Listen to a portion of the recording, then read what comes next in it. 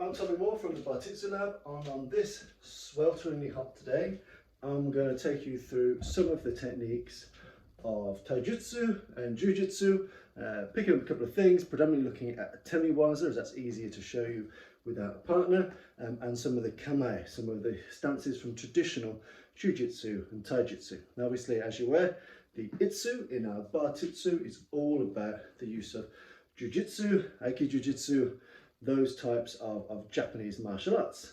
Now, Barton Wright, he took one style of Jujitsu with him when he brought back to Britain. Then obviously Bartitsu evolved as it had judokas and jujitsukas of different lineages come and join the synthesis. So some of the things you see today were from different lineages of jujitsu, and because we're teaching Bartitsu, that's absolutely cool. You know, some of the fundamental principles of jujitsu are universal, and really when I do my Bartitsu, it's about these three jujitsu centered principles. So first is Kazushi, to disrupt or unbalance your opponent. And I always talk about the power of Kazushi. Now, Kazushi can be psychological. So I can say, what's the colour of your front door? And then hit you. I've done Kazushi because I've made you think, I've distracted you. My Kazushi could be me putting my hand on your shoulder to ask you a question. Like, don't know your mum. Bang! And I've hit you. I've done Kazushi. My Kazushi could literally be taking a judo grip, moving my body weight, and then doing a major reaping throw. So my Kazushi could be physical. I can grab you and move you. It could be emotional, so I could mess with your mind. You know, there are all these different ways in which I can use my Kazushi. You know, the use of ki, which you'll see predominantly in karate, but also in jujitsu. The use of making a loud, surprising noise. That's Kazushi. That's scary. That puts me off. If I go, if I go jelly beans, and then punch you, it's really confusing. So outside of all the spiritualism of ki and the notion of ki, you know, in reality, what we're talking about is a distraction, is a disruption, is an unbalancing. Kazushi. Then you've got Tsukiri. Now, Tsukiri essentially means to enter. So I might go, jelly beans, and then I might enter running, you know, a Shuto strike into your throat. So again, my entry might be, my Kazushi might put you off. I might enter my Tsukiri with, Shuto strike, doesn't really matter what. And my Kake, my essentially completion of that technique. So I've disrupted you. I've entered. Often the entering is with some type of a temiwaza or some type of movement which makes the opponent move or react or respond. So I've disrupted you. I've entered in that technique. I've essentially moved forward. I've done some degree of attack, and then kake, I've executed. That execution could be a tetsui, a hammer fist on the nose. It could be an ipponken in the throat. It could be an ogoshi. It could be a hadakajimi, a strangle. It could be any number of things. It's me executing kind of the final element of that particular set piece. It's important when we look at jujitsu as part of Bartitsu to understand that the jujitsu of the time is predominantly kata or gata led. So in our kata, we're essentially doing a sequence, a set piece sequence. It's a little bit different from most karate kata or kung fu forms in that most jujitsu and judo kata are small set plays. So a kata might only have 10 movements in it, and we might have 30 different types of kata for wrist lock, for elbow lock, for types of throws. So again, the kata tend to be short, sharp, set piece plays. Again, that's pretty familiar for kind of Japanese culture and Japanese martial arts. So something to think about, there wasn't as much randori as there is today, but soon as, you know, some of the more judoka orientated jujitsukas came over with their kind of Kano-esque randori background, that's where we start to see Bartitsu get quite interesting, in that we've got wrestling, traditional jujitsu, and a kind of judo focus all distilling into one. So you're getting the best of all those worlds. So without further ado, I'm going to go through some of the different techniques. Excuse me, because my list is over here. So first Kamae, which I think needs a lot of attention and is the most unloved Kamae of the lot. Kamae just means stances, is Shizentai. And Shizentai is essentially unaware or relaxed posture. And so to develop Shizentai, essentially we're standing pretty normally on a line and our hands are relatively low. Now you get people that over formalize a Shizentai now. So they do a kind of faux Japanese like, and they stand, but no one stands like this. No one really is relaxed like this. No one would dream of being at relaxed and natural posture. So again, I like a more relaxed Shizentai. So again, making my hands a little bit lower. You know, this kind of Shizentai, holding up here, not so good. You know, not so replicating of real life. So Shizentai, feet relatively parallel, And we need to get used to throwing techniques from Shizentai, because if we're at the bar at Wetherspoons, we're in Shizentai. If I'm just about to sit down, if I'm walking down the alley of a train or the tube, I'm in Shizentai. I'm relaxed, I'm chill. So one of the first and most fundamental Jujitsu Kamae to get used to is no Kamae at all. It's being able to be on balance and relaxed. It's not to say I'm disciplined. So I talk about the over formal Shizentai here. Now, it doesn't mean you abandon all stance, but what you do is you relax a bit more. You have to be a bit more natural, but you need to feel if your body is ready to go. And a lot of that is about knowing yourself, knowing your body. So if I'm relaxed, I put a lot of my attention into my hara, into my central section of my body. I kind of thrust my groin tiny bit forward just to give my legs some gravity into the ground, and I relax my arms somewhat. But I'm making sure that my head's up, my chin's not jutted forward, but my head is up, I'm ready. My shoulders are relaxed and they're back, and I'm ready to go. So Shizentai is all about being ready to go. It's not being about unarmed, it's about being armed and relaxed. It's about being able to be like, this is my Shizentai, and if you attack, wham, I can hit you with something, and I can be relatively on balance because my body's not awkward. It's not slouched, not too forward, not too far back. I am in a universal, relaxed position, but I am ready. So one of the main things I'd say to practice Jujitsu is get good Shizentai, get good relaxed posture. Am I on balance? Do I look weird? If I start to stand like this, I look weird. That might attract trouble. That might trigger the wrong type of reaction. So make sure Shizentai looks natural, but my body's ready to go. I'm relatively anchored to the ground, but I'm still mobile enough that if I need to step and punch, I can. If I need to turn and sweep, I can. So Shizentai, nice and relaxed. Okay. Next one we're going to look at is Bobi no Kamae. So Bobi no Iramai is this. So we have our fist cocked at our waist here. So our technique here is to have our hand pointing forward. Okay, so our hand in this kind of nukite position, and this is always on our opponent. This is like a sword. We're thinking sword-based thinking. Okay, so in our Bobi no stance here, our legs are pretty low, so we've bent our knees, we've got this facing the opponent, and we've got this hand on our hip here. So again, it's quite a sunk stance. So sunken stance, but it's ready. This hand always tracks the opponent. This hand is ready to counter-attack, often with a temiwaza. So it may well be that from this Bobi no stance, from here, I step forward and strike. It might be I step forward and tetsu. Again, it's quite a cocked position. Now it might look overly classical and overly formulaic, but actually, if you look at a lot of pugilism manuals of the time, you also see a lot of boxers in this kind of position. You see a lot of this, but you also see a lot of this against the hip. So it's not too dissimilar, and it allows me to generate pretty decent force. So in this Bobi no Iramai, Kamae, I'm down here.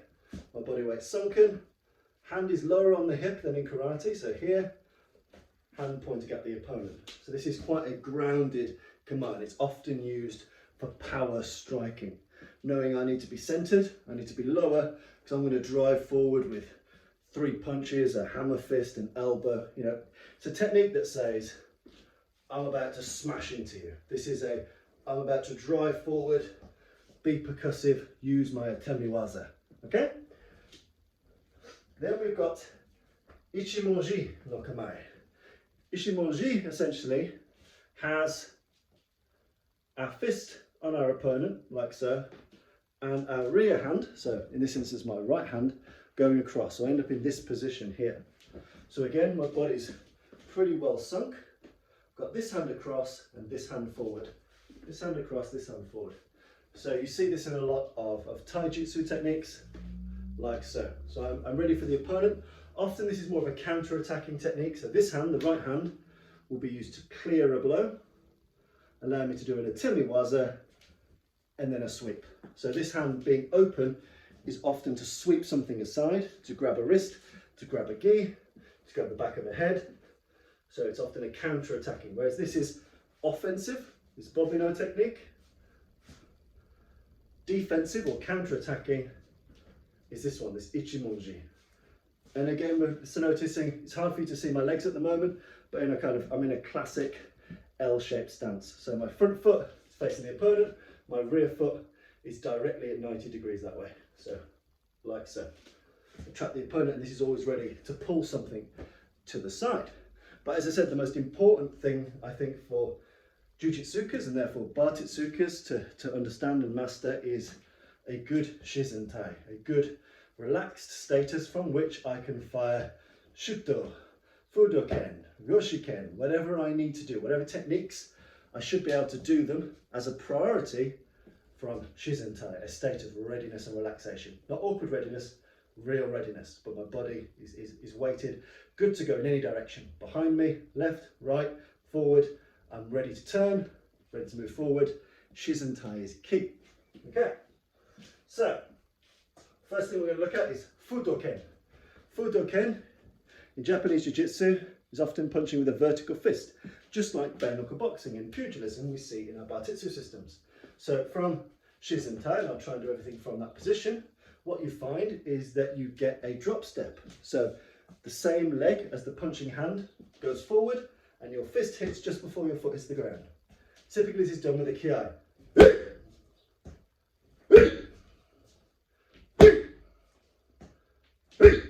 Now an important thing with a Fudoken is you're not going as fully extended as you would in traditional bare knuckle boxing or traditional pugilism. It's not a long lancing blow. Typically it stops about 2/3 of its way on the distance. So, like so. So we don't overextend. We're not putting limbs out there to be grabbed and thrown, because now we've got the opportunity in Jiu-Jitsu to grab and throw. So our Fudoken, here, there's still a little bend in the elbow. We're driving forward vertically and we're doing that small drop step. So our leg stepping forward. So from Shizentai we should be able to equally, from left or right, go Fudoken. Whoosh! Whoosh! Whoosh! Okay. Then, obviously, what we've got is Fudoken Tsukigata. So essentially, that is a passing step. So my right leg is back and my right hand is back. Let's imagine, I'm not even in any real major stance here. Let's just say my leg's back. I step forward. As I step forward, that strike comes in. So I'm entering a space here. So if I go right leg back from here, still in some degree of Shizentai. Again, I'm passing through and keeping my body weight low. I'm not bobbing my head up and down. As my right leg passes my left leg, my head should stay on a relatively similar level. So from here, so back as it passes, as it drops, Fudoken. Okay? Then we've got Omote Shuto. Now Omote Shuto, again, the Shuto strike is the knife hand here. You've got reverse Shutos, but for now we're just going to look at Omote Shuto. And again, from Shizentai, from a relaxed stance, want to get used to firing it forward, not chopping right to left or left to right, but straight forward into the opponent. Making sure that we don't overcup our hands, but we've got a good solid shape, and we're hitting with this bit, not the fingers, this bit. So Omote Shuto from Shizentai, our hand comes forward, almost like we're going, all right mate, don't bother. So you know, we're doing a relaxed movement here, and then it turns. Again, at the last minute, we turn our body just a little bit. We're still keeping eyes on the opponent. It's just that turn of the hip. So the hip turns, the foot turns, and the shoulder turns. So forward, forward, forward, turn. Forward, forward, forward, turn. So Omote Shuto from Shizentai. Again, we don't want to flare it out. We don't want to do a sideways chop. We don't even want to do a long diagonal chop. We want to thrust it forward, turning at the right at the end. So Omote Shuto.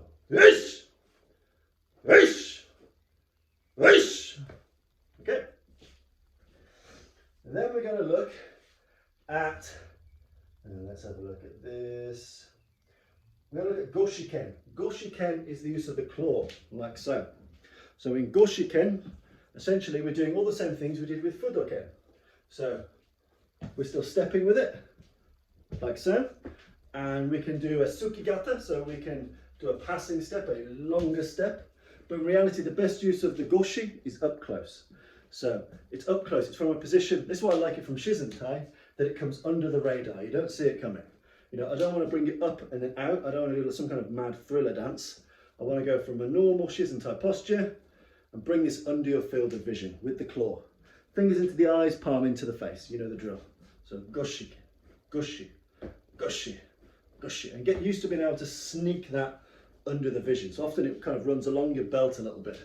So if you imagine it was like a gun, you run it along your belt, then the goshi, then the goshi, then the goshi. Like so. Okay. Then we're going to look at Jodan Yuki Negashi. So in a particular system of Taijutsu, as opposed to blocking with the outer forearm, what we're doing is blocking either punching to the outside, so the punch is coming in this angle, I'm punching to the inner of the arm, so my blocks to that side go this way, my blocks to that side go this way.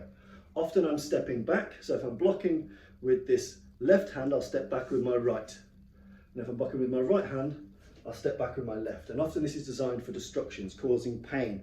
So punching to the inner of the arm. Sometimes it's hitting with the forearm, sometimes it's hitting with the knuckles into the muscles.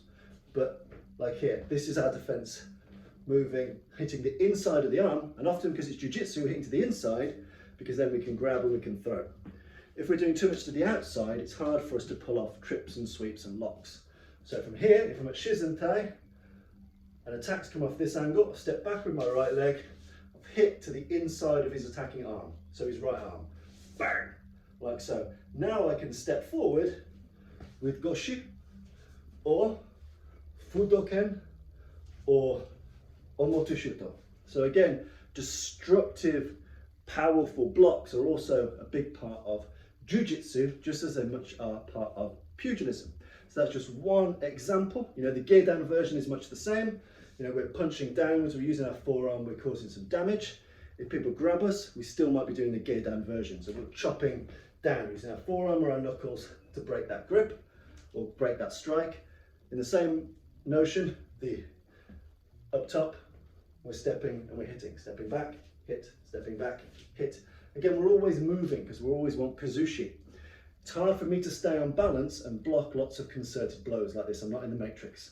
So I'll need to step. So step and smash. Then I need to fill that void. So it might be Goshi into Tetsui into Fudoken.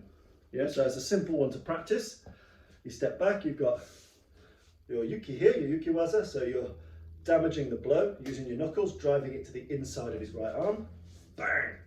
I'm then going to step in with this Goshi into his eyes, a Tetsui onto his collarbone, and then I might step back and do a Fudoken at range. Okay, so there's lots of different things you can do.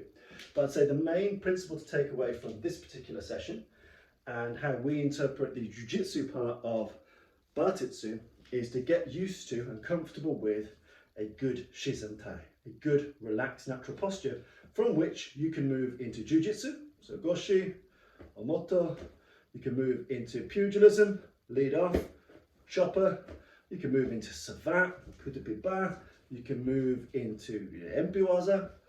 Everything you want to do, you should be able to do from Shizentai. Once you've got Shizentai, once you feel relaxed, you know, imagine yourself at a cash point. You need to get your point to maximum readiness. I'm aware, I'm balanced, I'm not standing awkwardly, but I'm ready. So that's a good kind of cash point mindset to have. You know, I should be as ready at a cash point as I am in real life. I'm ready with threats, I know what's around me, I'm balanced and able to strike. Once you've got that standing Shizentai, get used to being able to do it sat in a chair and sat in a bed. How can I lie relaxed? How can I sit relaxed? Being able to be relaxed but ready is a huge part of Jiu-Jitsu. You know, Jiu-Jitsu, the art of gentleness. So if I'm soft and supple and ready, but I can still be explosive, that's where I want to be. So hopefully you found that useful. If you've want any advice, any tips, any links, anything you want to know about the Jiu-Jitsu element of Bartitsu, just let me know. Thank you.